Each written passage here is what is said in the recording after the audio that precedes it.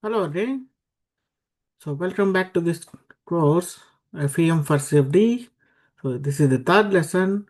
In this lesson, we are going to see how to apply the finite element method for solving the advection-diffusion equation in one day. In the previous lesson, we looked at solving the diffusion equation in one day. Okay. In this lesson, we have the added term of advection. Okay. So in 1D, the study advection diffusion equation is given by this PDE. Okay. So again, U is our solution. For example, let's say concentration variable.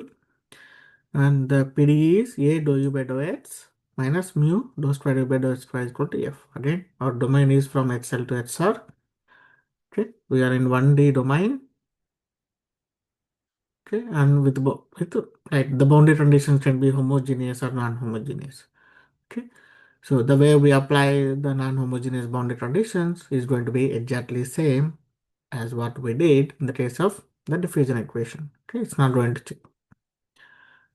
Now, for the sake of simplicity, like not to have too many variables, so we treat u as u bar.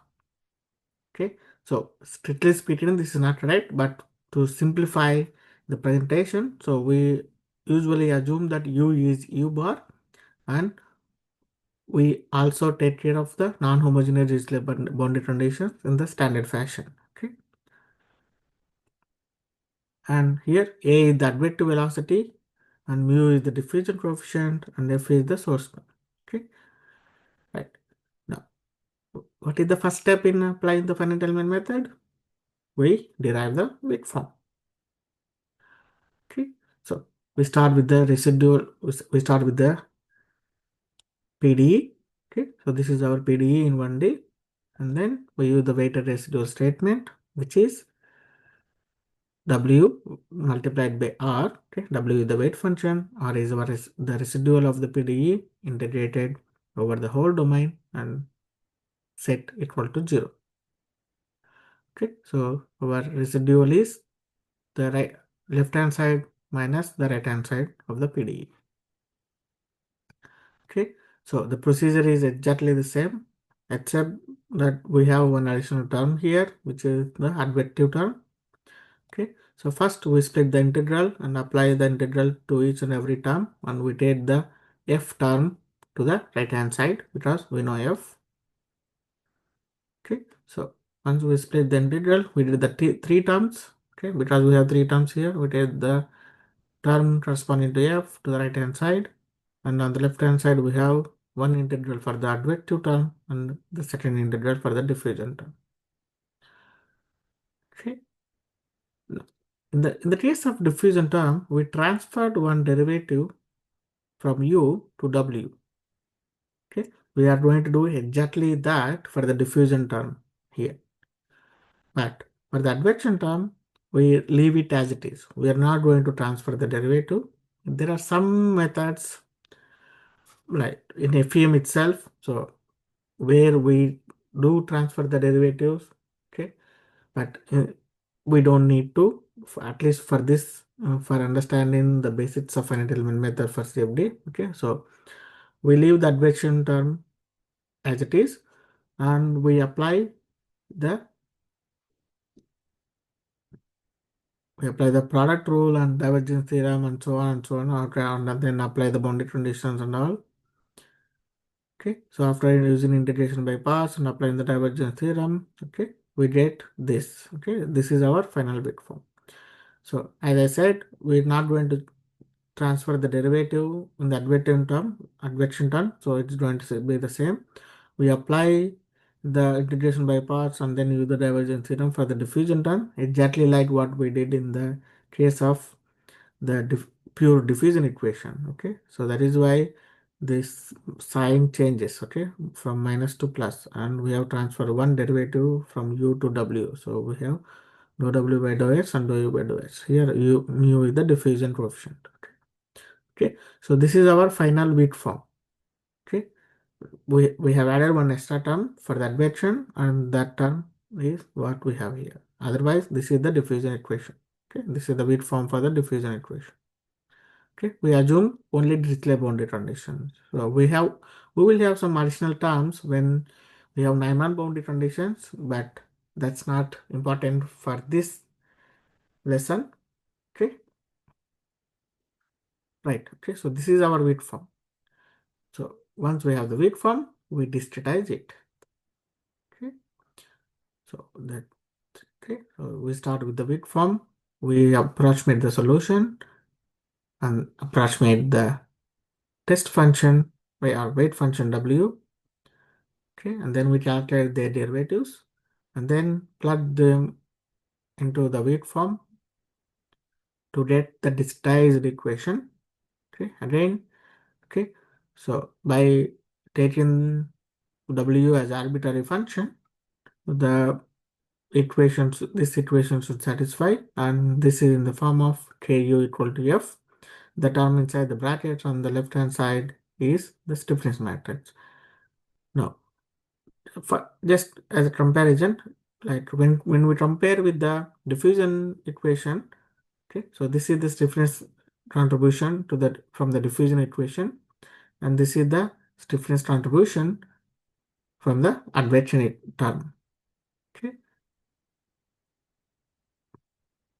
now this is the term that is going to cause a lot of problems, as with any other method like finite difference method or finite volume method or any other method that we will use for solving the advection diffusion equation. Okay, so this advection term is going to cause all the trouble. So we will see what the problems are, and we'll also see how we remedy those issues.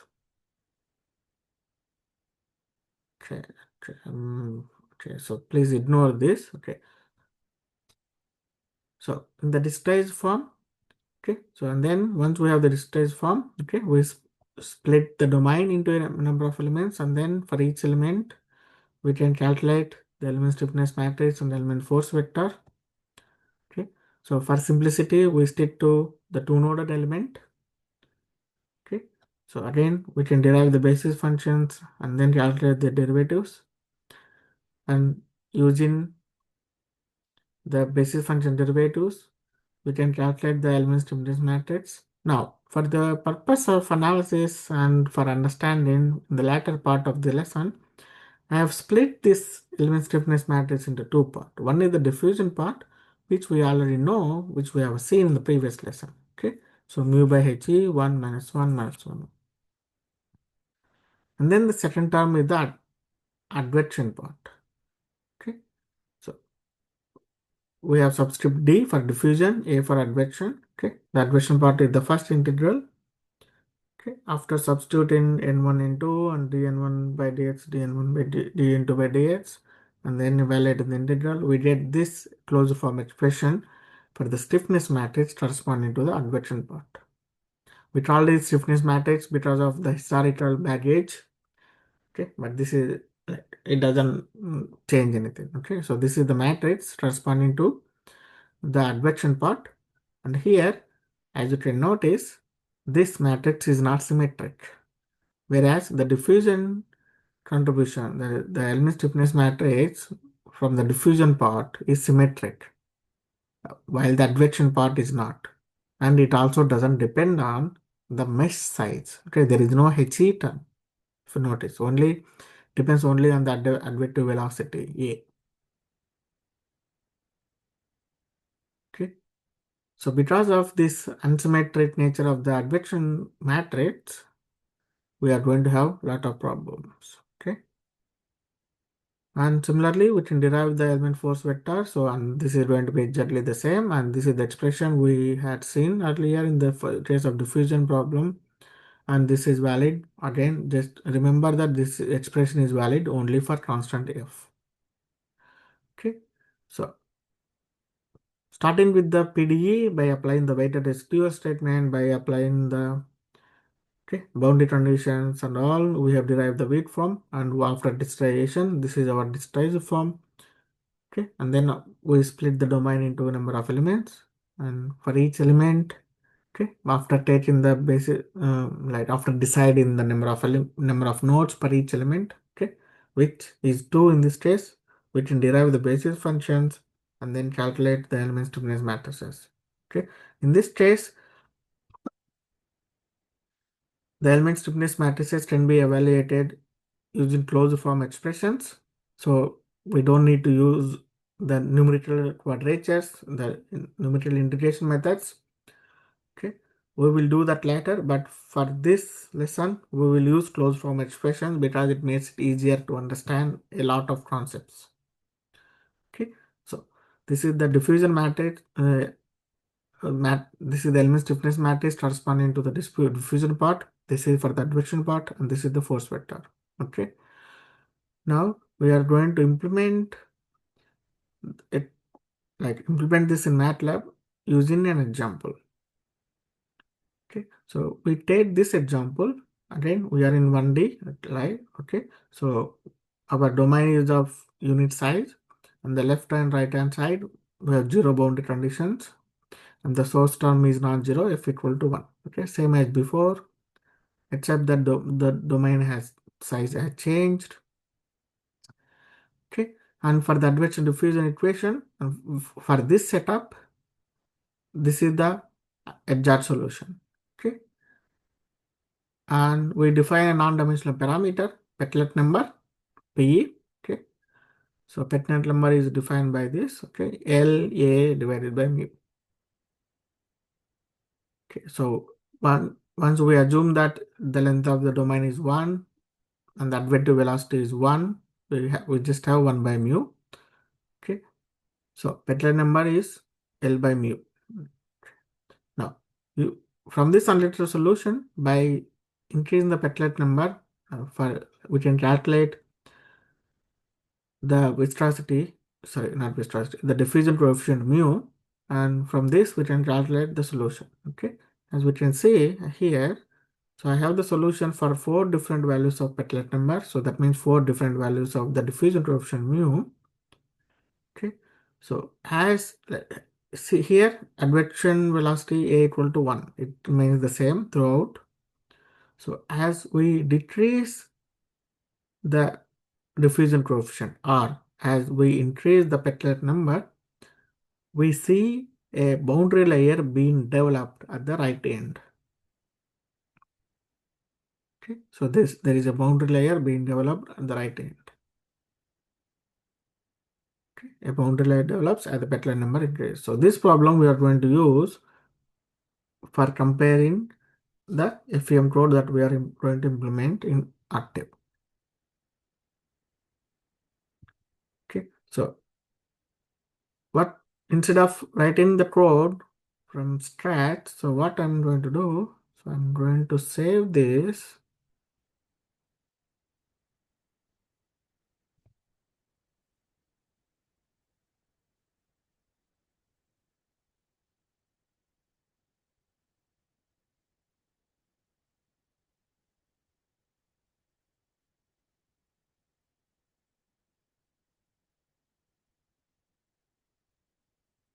Okay, again, remember for file names, we need to use underscore MATLAB and Octave. Okay, so I have copied this file.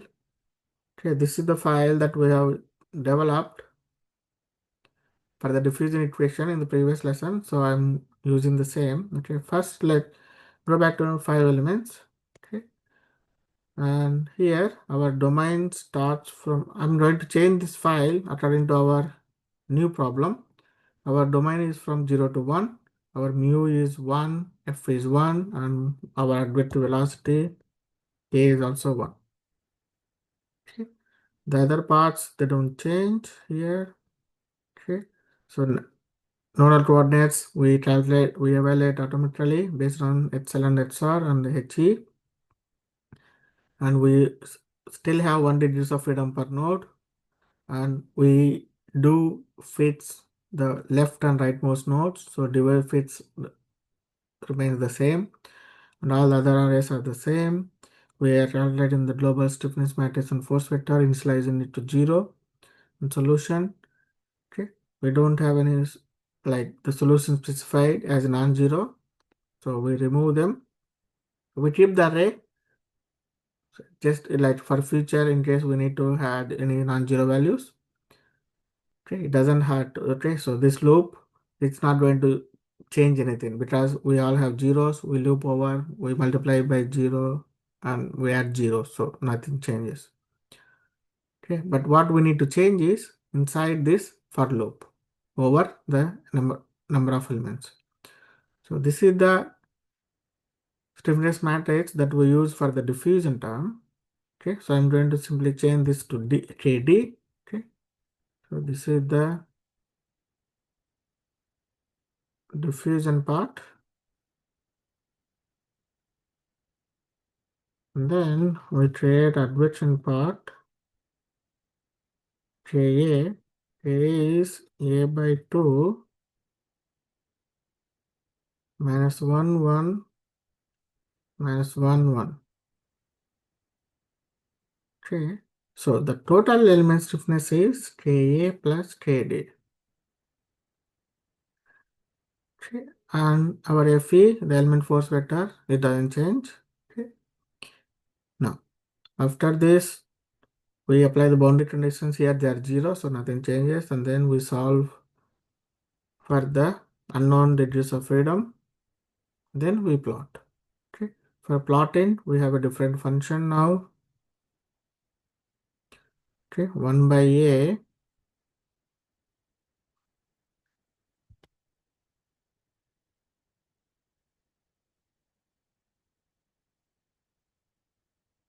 Okay, so x minus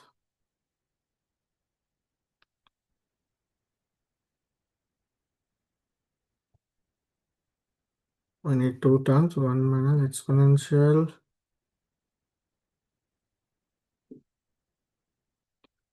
ax minus mu. Okay, ax minus mu. And then 1 minus exponential ax divided by mu and a divided by mu.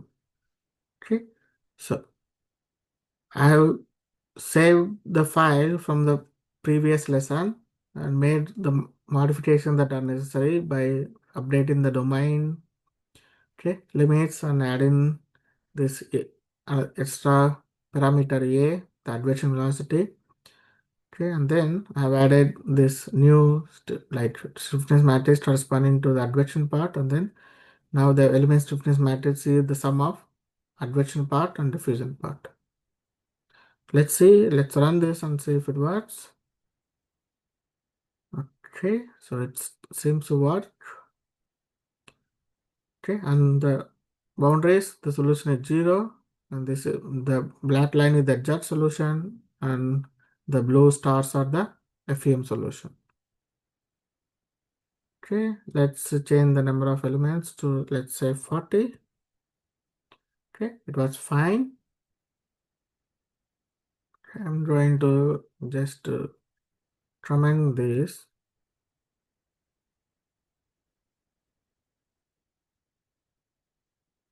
Okay, now I'm going back to, let's say, I'm going to change the number of elements to 5.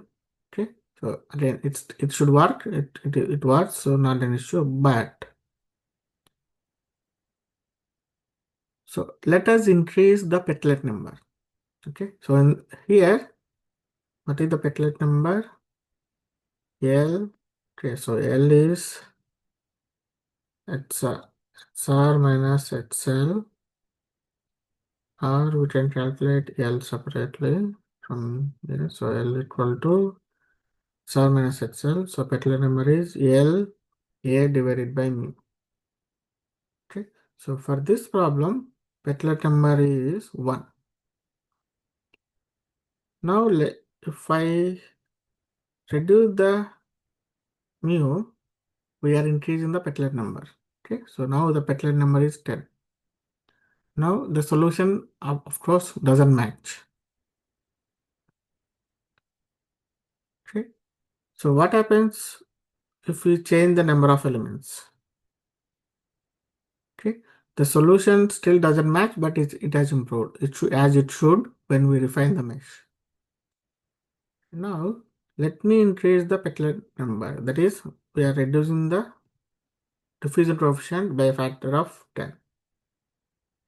Okay, now here. So this is the problem from the advection term. As you can see, the solution obtained with the finite element method shows or experiences spurious oscillations. So these are the oscillations, right?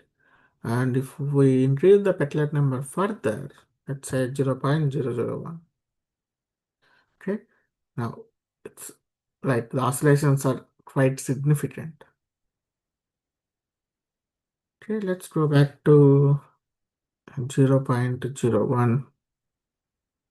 Okay, so we have oscillations. We can reduce oscillations by increasing the number of elements. Okay, and let's say we use 100 elements instead of 10. Okay, so the oscillations have reduced.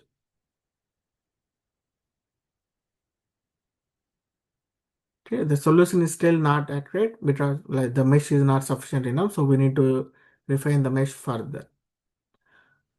Now the question is how far we can refine the mesh. Like for 1D problem, it may not be a big deal to add like 1,000 elements. But when we solve 2D and 3D problems, it would be quite inefficient to have very fine meshes in order to overcome these spurious oscillations coming from the advection terms or convection terms in the Navier-Stokes equations. Okay, so we know that this is the issue coming from the advection term because we didn't have any spurious oscillations in the case of pure diffusion equation. Okay, now let's go back to 10. Okay, so we have these pure oscillations. Now, what is the problem? Why do we get these spurious oscillations? And before we go to that, okay, so I'm sure I'm assuming that you are familiar with the petlett number. Okay, if not, just a brief overview of the petlett number here. Okay, so for petlett number is defined as the advection transport rate divided by the diffusion transport rate or diffusion time divided by the advection time.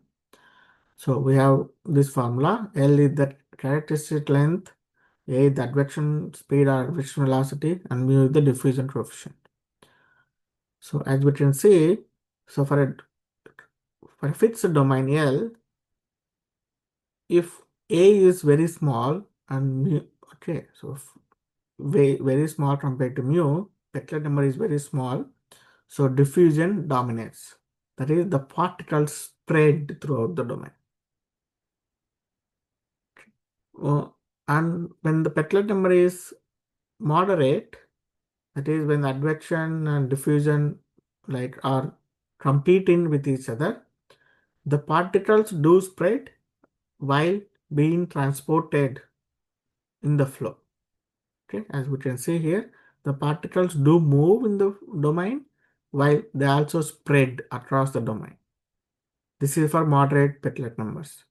And as we increase the petlett number, okay, so that is by reducing,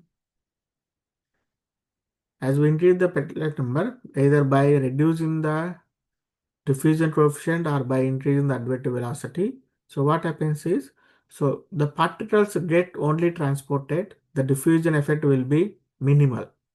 Okay. So as petlett number approaches infinity, there won't be any diffusion. Like when the petlett number is infinity, there won't be any diffusion, only advection transport. That will be pure transport. So if we consider the case of pure advection equation, there is no diffusion. So only the particles get only transported from one place to another place within the domain. Of course, depending on the velocity. Okay. Now, what is the reason behind spurious oscillation that we encountered in the finite element code for higher petlett numbers? Okay. Now, let me just populate everything. Right. Okay. So here we know that we have the diffusion matrix like this. Okay, so this is our diffusion part of the stiffness matrix. This is the advection part. And by combining them, we get the total stiffness matrix. Okay, and then we can add all the terms and we populate them in the corresponding entries in the stiffness matrix. Okay, this is our 2 by 2 element stiffness matrix. After, sorry, okay, so let's say this. Okay, this is our 2 by 2 element stiffness matrix after adding all the terms and simplifying the arithmetic. Okay, now this should be unsymmetric because the advection part is not symmetric. So the element stiffness matrix should be unsymmetric. Okay, as it is, as we have here. Okay, now once we assemble the element stiffness matrix into the global stiffness matrix, and if we look at the rows and columns corresponding to the I minus 1, I and I plus 1 nodes. Okay, so we take these constitutive internal nodes I minus 1 and I plus 1, and if you look at the rows and columns corresponding to I minus 1, I and I plus 1 degrees of freedom, these are our entries. Okay, for the sake of identification, I have color coded them. So those in red correspond to the entries coming from the element stiffness matrix for the element I minus 1 I. Okay, so these are our element stiffness matrix entries. Okay, so here they are for the element I minus 1 and I. And we have the same entries, okay, corresponding to the element I plus 1, okay, starting at row I, column I, right? Okay, so these are color coded in blue.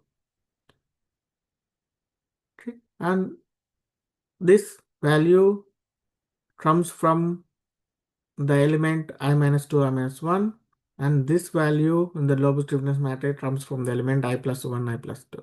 Okay, but we are not interested in those other rows and columns I minus 2 and I plus 2.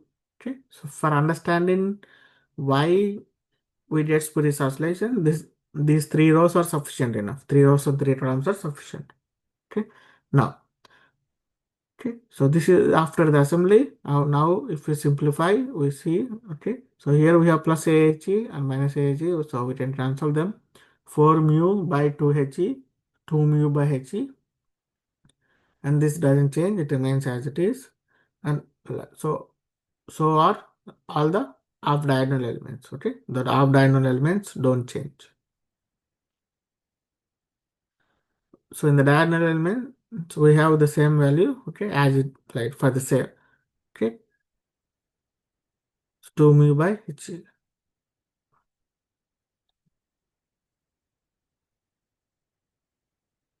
So as you notice, in the diagonal element, in the diagonal part, okay, for the diagonal entries, the contributions from the advection part gets nullified. Okay, the advection part for the node I, okay, for this node, the advection part for node I from element to its left is nullified by the advection part from the element to its right. Okay, so A plus HE from the left element I minus 1 I is nullified by minus AHE from the right side element. So, okay, we have only the diffusion part in the diagonal. And in the off diagonals, we have both contributions. Now, okay, this is the important thing that we are going to check thoroughly. Now, let's go to the next slide. Okay, so I put again the same matrix of for I minus 1, I and I plus rows, and I minus 1, I and I plus 1 columns. Okay, and here I have just taken minus outside. Okay,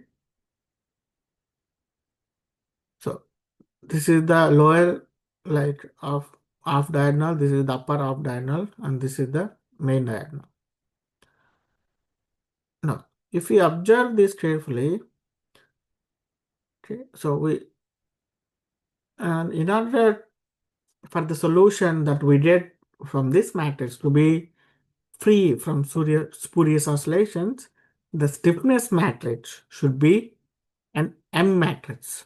Okay. M matrix is a type of matrix with some properties. So that property is, that is, for the K matrix, for the stiffness matrix to be an M matrix, the entries in the K matrix, that is off diagonal entries. So Kij is an entry, and if I is not equal to j, so they are the off diagonal entries. So each and every off diagonal entry should be less than or equal to 0 for any matrix to be an M matrix. If this is satisfied, then the solution we get with such a matrix would be free from spurious oscillations.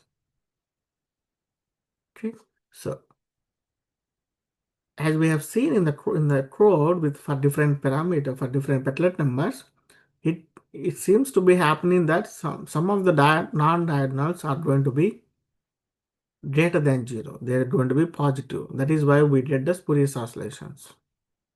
For example, if we go back here and if I change to 5, okay, let's say, yeah, 5 elements, okay, we have spurious oscillations. And if we look at the global stiffness matrix, now what do we see?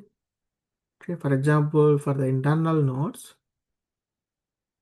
okay, so this is our diagonal, okay, 0.1, and on this side minus 0.55, which is less than 0, which is fine, but on the upper diagonal we have 0.45. You see, all the upper diagonal values are positive, so that is why we are getting spurious oscillations. Now if we have zero advection velocity, that is if we have only pure diffusion, let's see what happens. Okay, if you have pure diffusion, okay, in the case of pure diffusion, all the off diagonal entries are either negative, like either 0 or negative. So that is why for the diffusion problem, the stiffness matrix satisfies the properties of an M matrix. So the stiffness matrix is an M matrix. Whereas, like for the advection equation and the advection diffusion equation, the stiffness matrix ceases to be an M matrix for some cases. Okay, so those cases that we can deduct based on by looking at the element stiffness matrix. Okay, so for the lower diagonal, okay, so here, so we can write this as like minus 2 mu plus AHE by 2A. Okay, so these terms are the same for each lower diagonal entry.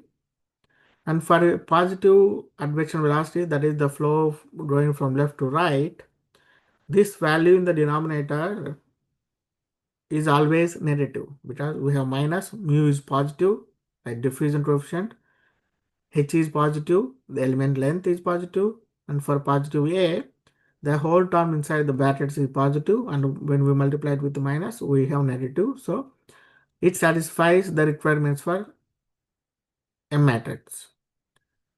And but for the upper diagonal entry, this one, okay, so we have a negative term and a positive term. For a positive advection velocity, so there may be a case that this term is positive, as we have seen, okay, with 5 elements and mu equal to 0, 0.1.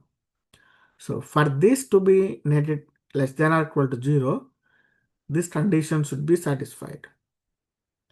Okay, so for example, if we have a equal to 1, if we take mu equal to 0.05, the element size should be less than or equal to 0.1 for this term to be less than or equal to 0.